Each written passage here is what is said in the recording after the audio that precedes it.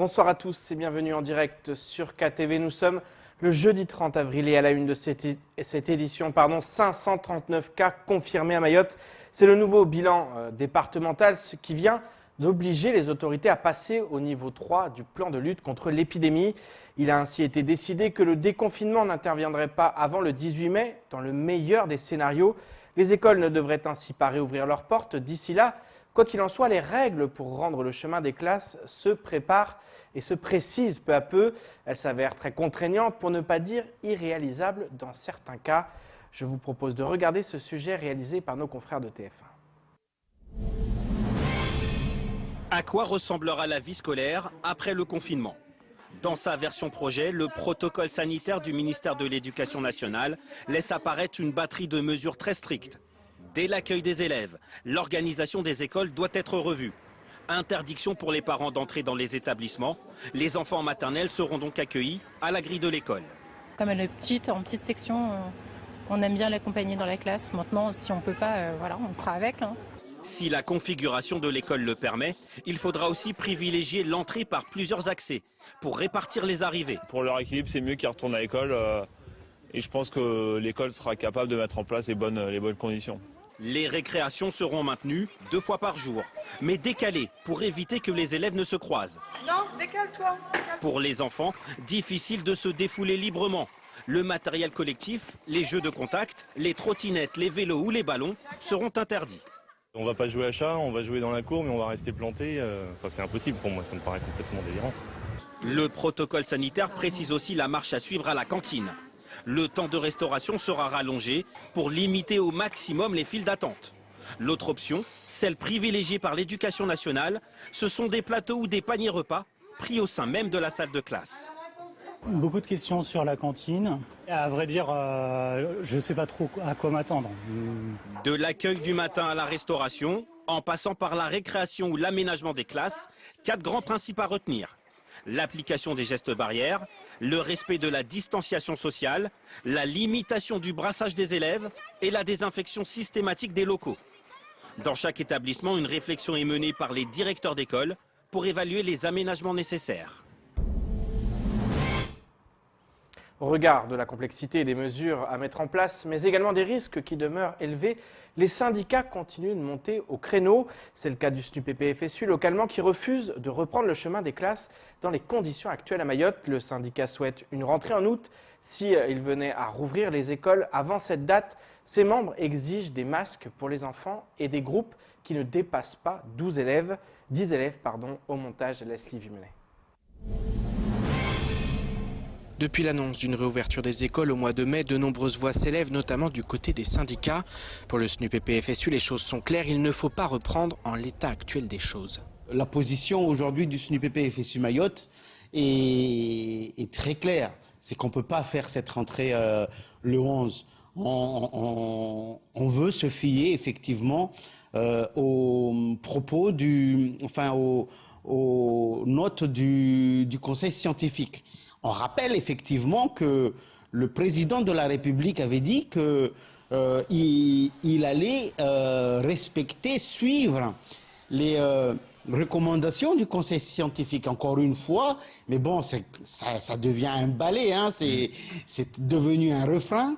Depuis le début de ces événements, de cet événement sanitaire, cette crise sanitaire, eh ben, c'est toujours des propos qui sont dédits, qui sont contredits par les mêmes personnes chaque semaine. Si Rivaux refuse de reprendre le chemin des salles de classe, c'est que selon le SNUPP, les conditions ne sont pas réunies. Le syndicat réclame notamment des masques pour les enfants, mais aussi des groupes encore plus restreints d'élèves par classe. Nous disons qu'il ne faut pas plus de 10 enfants. Comment se fait-il que sur la place publique, les regroupements, la voie publique, je veux dire, les regroupements sont autorisés jusqu'à 10 personnes. Dans une salle de classe confinée, on permet jusqu'à 15. Ouais, c'est vrai. Est-ce que c'est vraiment pas, est-ce que ce n'est pas mettre les enseignants et les élèves en danger, véritablement? Le syndicat est très clair, si les maires et le rectorat ouvrent les écoles au mois de mai prochain, une partie des enseignants exercera son droit de retrait. C'est pas seulement le rectorat. Les écoles sont dans la responsabilité des... non, les écoles, c'est du premier degré, c'est les maires. Eux-mêmes, ils ont écrit que d'ici là, ils ne pourront fort probablement pas, c'est leur terme, pas assurer les normes, les garanties sanitaires et d'hygiène. Donc, nous disons que de toute façon, on a vu nos maires. En temps normal, voilà, on crie partout. Et les normes n'ont jamais été respectées. Donc aujourd'hui, c'est pas aujourd'hui que ça va être assuré. Et si le recteur s'entête, eh ben nous donnerons les moyens aux collègues pour exercer régulièrement leurs droits de retrait notamment. Le syndicat persiste et signe, il ne faut pas réouvrir les écoles avant le mois d'août prochain. Et je vous propose maintenant de faire le tour du reste de l'actualité locale avec notamment plusieurs tonnes de fret pour Mayotte ou encore la sortie du magazine La Voix du département spécial Covid au montage Leslie Vimenet. Pôle emploi est plus sollicité que jamais au regard du chômage qui monte en flèche depuis le début du confinement. Néanmoins, l'institution s'est immédiatement adaptée aux réalités locales avec une première mesure inédite en France. On a opté, et c'est le seul territoire de toutes, même des autres DOM, c'est le seul territoire à Mayotte où on a opté pour une actualisation automatique. C'est-à-dire qu'on a maintenu la qualité de demandeur d'emploi, quelle que soit la situation des demandeurs d'emploi, même si ceux-ci avaient de l'activité réduite antérieurement, ce qui implique que quand on sera en reprise, on va reprendre contact avec ces gens, on va leur redemander s'ils ont eu de l'activité, parce que, alors peut-être qu'en avril, ils n'en auront pas eu, parce que la situation oblige, mais en mars, entre le 1er et le 16, ils ont très bien pu avoir de l'activité, ou de la maladie d'ailleurs, parce que c'est pareil. On va leur demander donc s'ils ont eu de l'activité, ils vont devoir nous déclarer cette activité.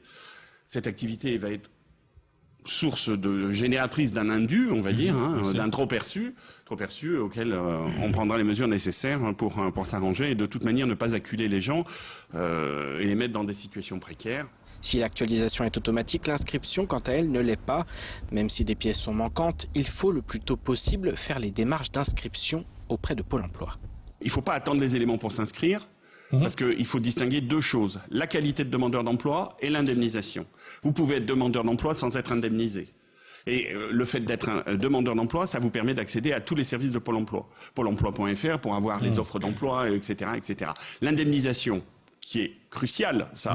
Je le reconnais parce que si on veut se projeter, il faut que quelque part on sache à peu près à quoi on peut prétendre, enfin, etc. Tout ça et tout. Oui, mais il ne faut pas retarder l'inscription tant que, en attendant ces pièces, parce que parfois on a quand même un tissu économique avec des employeurs, des petites entreprises, des employeurs qui ont des difficultés pour remplir ces documents, qui passent par des comptables. Voilà, ça prend un certain temps.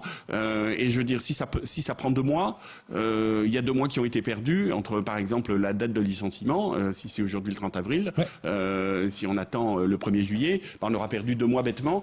Si la date du déconfinement fixée pour l'heure au 18 mai est incertaine, Pôle emploi prépare déjà la suite, même si dans un premier temps, l'accueil du public ne sera pas possible. À partir de la semaine prochaine, on va commencer à aménager nos accueils avec les équipes de direction pour justement le respect de ces gestes barrières. Il faut savoir que on s'est équipé et on cherche à s'équiper avec la difficulté que ça représente à Mayotte de tous les matériels qu'on pourrait trouver. Donc si jamais d'ailleurs on était à la recherche de plexiglas, donc on en a commandé quand même pas mal sur le territoire, on a réussi à en trouver, mais on en attend de métropole. On s'équipe comme tout le monde, en gel, en masque, en lingette, voilà, en bande de sécurité pour mettre au sol, voilà. Et ce qui prédomine en tous les cas, c'est le maintien du télétravail. Et de toute manière, nous, la consigne, ça va être de ne plus recevoir sur flux, sauf extrême urgence. En attendant, les services de Pôle emploi sont disponibles sur le net. Par ailleurs, les agences de Kawani et de Zomonier sont joignables aux horaires d'ouverture habituels. Et comme vous l'aurez compris, il s'agissait d'un sujet sur l'organisation de Pôle emploi durant cette crise. Place cette fois au reste de l'actualité locale avec notamment, comme je vous le disais, du fret pour Mayotte ou encore la plateforme des entreprises mise en place par la CCI. Au montage, Leslie Vimenet. En plus du Mistral, 3 autres navires de la Marine nationale et des forces armées de la zone sud de l'océan Indien sont mobilisés pour approvisionner Mayotte. Samedi, le navire Astrolabe a quitté la base navale du port de la Pointe des Galets avec dans ses cales plus de 125 tonnes de riz chargées dans 5 containers. Avant lui, c'était le Champlain, bateau de soutien et d'assistance outre-mer qui avait quitté la Réunion vendredi dernier pour rejoindre Mayotte. Mardi, le patrouilleur Le Malin a appareillé et doit arriver à Mayotte le 2 mai. Au total, les 3 bateaux transportent plus de 190 tonnes de fret. Outre le riz, du matériel sanitaire, 3 ventilateurs pulmonaires, des visières en plexiglas et des colis destinés à la plateforme d'intervention régionale de la Croix-Rouge ont été embarqués par les Fazoy. 6 tonnes de produits alimentaires, des produits destinés à la laiterie de Mayotte, de l'alimentation pour animaux et du sel adoucissant ont été également répartis sur les 3 bateaux. L'inscription à la plateforme des entreprises est désormais ouverte à Mayotte. La Chambre du commerce et de l'industrie de l'île met à disposition une carte de Mayotte recensant l'ensemble des établissements ouverts et ou proposant un service de livraison pendant la période de confinement. Si votre entreprise est autorisée à exercer et si vous souhaitez rejoindre la plateforme de recensement des établissements ouverts à Mayotte pendant la crise sanitaire, rendez-vous sur le site internet de la CCI. Il suffit de renseigner un simple questionnaire en ligne. La CCI vérifie ensuite si les établissements inscrits sont bien autorisés à ouvrir. Si ce n'est pas le cas, ils n'apparaîtront pas sur la plateforme. En attendant le déconfinement, pas moins de 45 secteurs d'activité sont ainsi toujours autorisés à rester ouverts. Cela va des activités financières et d'assurance aux supermarchés, en passant par les commerces d'équipements automobiles. Le conseil départemental vient d'éditer la voix du département spécial Covid-19. Le magazine revient très largement sur toutes les initiatives prises par l'institution et les services mobilisés, de la distribution des colis aux aides économiques en passant par tout le volet solidaire ou sanitaire. C'est un aperçu non exhaustif du travail conduit ces dernières semaines par l'exécutif et l'administration du département pour faire face à cette crise. On retrouve également les témoignages du préfet de Mayotte, de la directrice de l'agence régionale de santé, du Grand Cadi et de l'Assemblée départementale des jeunes. La publication n'est disponible qu'en ligne sur le site du CD 976. Le conseil départemental a profité de cette sortie pour, je cite, « saluer et remercier comme il se doit les nombreux agents mobilisés au conseil départemental dans les collectivités pour faire face aux attentes des usagers dans cette période si complexe ». Et c'est ainsi que s'achève cette édition. Merci de nous rester fidèles sur KTV. Rendez-vous lundi dès 19h pour tout connaître de l'actualité locale. D'ici là, restez chez vous. Excellent week-end de prolongé sur Kwesi.